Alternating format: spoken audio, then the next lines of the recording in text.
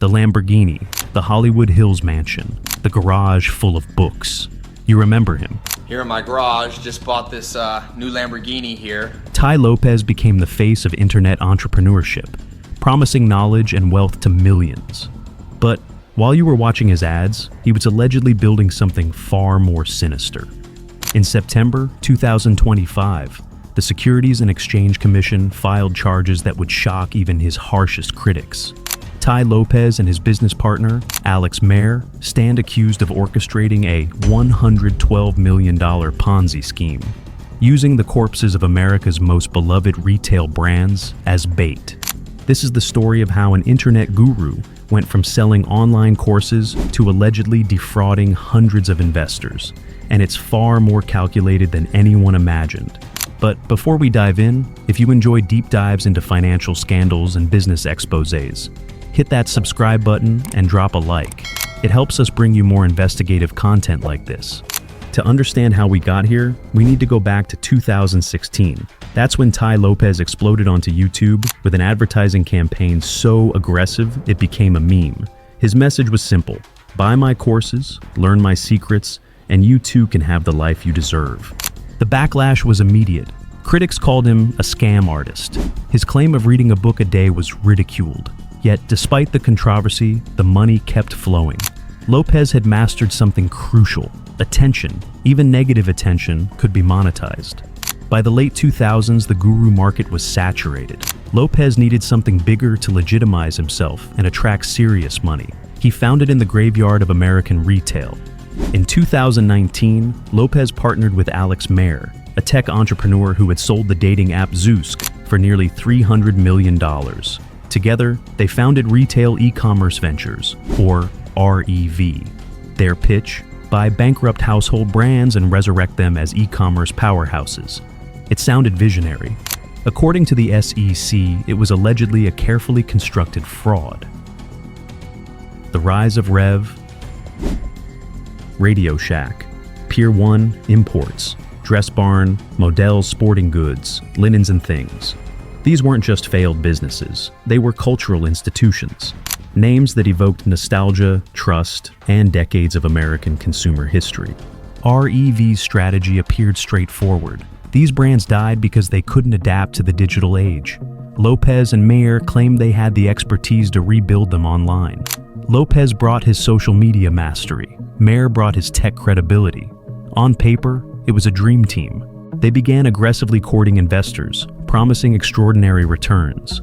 According to SEC filings, REV offered unsecured notes with up to 25% annualized returns.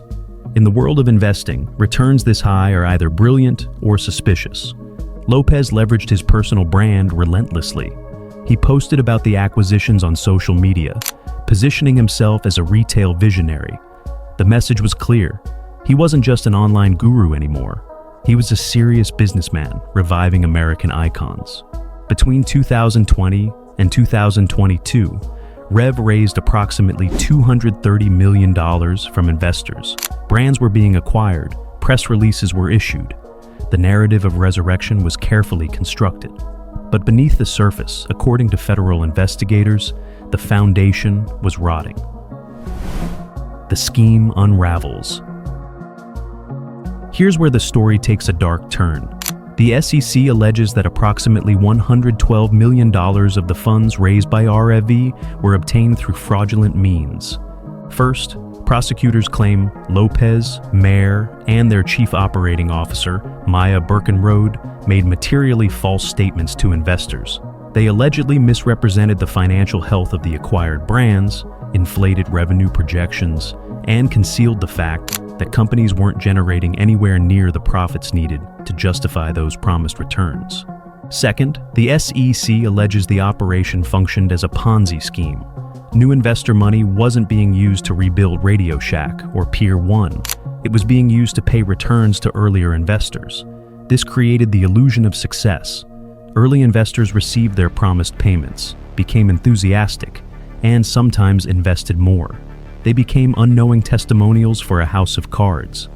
Third, Prosecutors allege that approximately $16.1 million was misappropriated for personal use. While investors were told their money was going into retail resurrection, millions were allegedly being diverted to fund the lifestyles of Lopez and Mehr. By late 2022, the scheme began to collapse. Investors stopped receiving their promised payments. Instead of returns, they started receiving desperate solicitations for more capital. In early 2023, Tuesday morning, a retailer in which RAV had purchased a controlling stake filed for Chapter 11 bankruptcy. One by one, the so-called resurrections were revealed as mirages. The brands weren't being rebuilt, they were being bled dry. The federal case. On September 25, 2025, the Securities and Exchange Commission filed charges against Tai Lopez, Alexander Mehr, and Maya Birkenrode. The complaint, filed in federal court, accuses them of conducting fraudulent securities offerings, misusing investor funds, and making Ponzi-like payments to investors.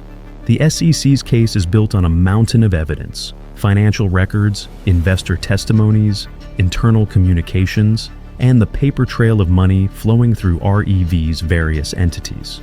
Federal investigators meticulously traced how funds were raised, where they actually went, and how the alleged deception was maintained over multiple years.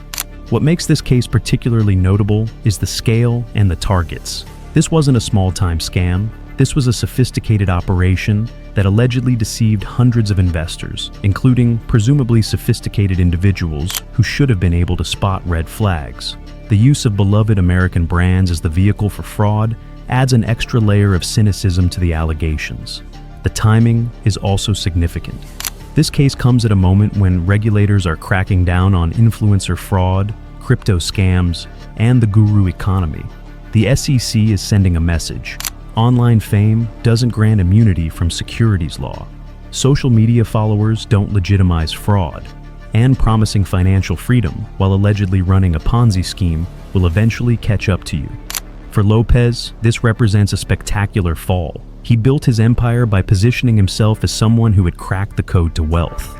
Now, he stands accused of building wealth by allegedly stealing from those who trusted him.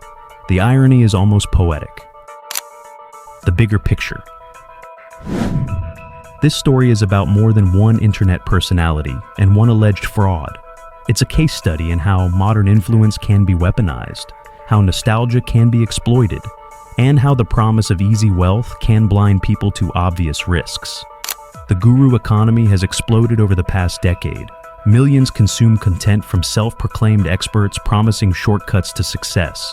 Some genuinely have valuable knowledge, but others are selling dreams, not strategies. Tai Lopez was always polarizing, but he succeeded because he understood that controversy drives engagement, and engagement drives revenue. The people who hated him watched his content just as much as his supporters. The REV scheme, if proven, represents an evolution of that model. It wasn't enough to sell courses anymore. The next level was attracting serious investment money by leveraging celebrity and the emotional power of American retail nostalgia. Lopez and Mehr allegedly exploited that desire. For investors, this case is a stark reminder that due diligence matters more than charisma.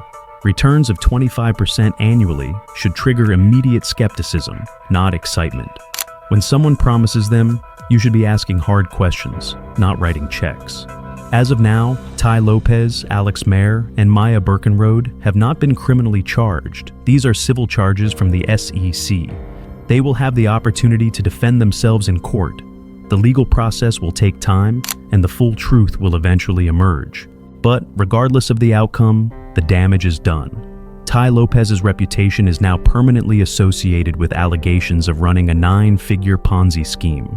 The brands he claimed to be saving have largely disappeared, and hundreds of investors are left counting their losses. The garage with the Lamborghini is still on YouTube, frozen in time. Back then, he was selling the dream of knowledge. Now, federal prosecutors allege he was building his empire on deception. This is the story of how an internet guru allegedly became something far darker, a cautionary tale about greed, influence, and the price of trust. When someone is trying that hard to convince you they're successful, maybe they're just trying to convince themselves. The case is ongoing. We'll see where it goes. If you found this investigation valuable, make sure to subscribe for more deep dives into financial scandals and business exposés. Hit that like button, drop a comment with your thoughts, and I'll see you in the next one.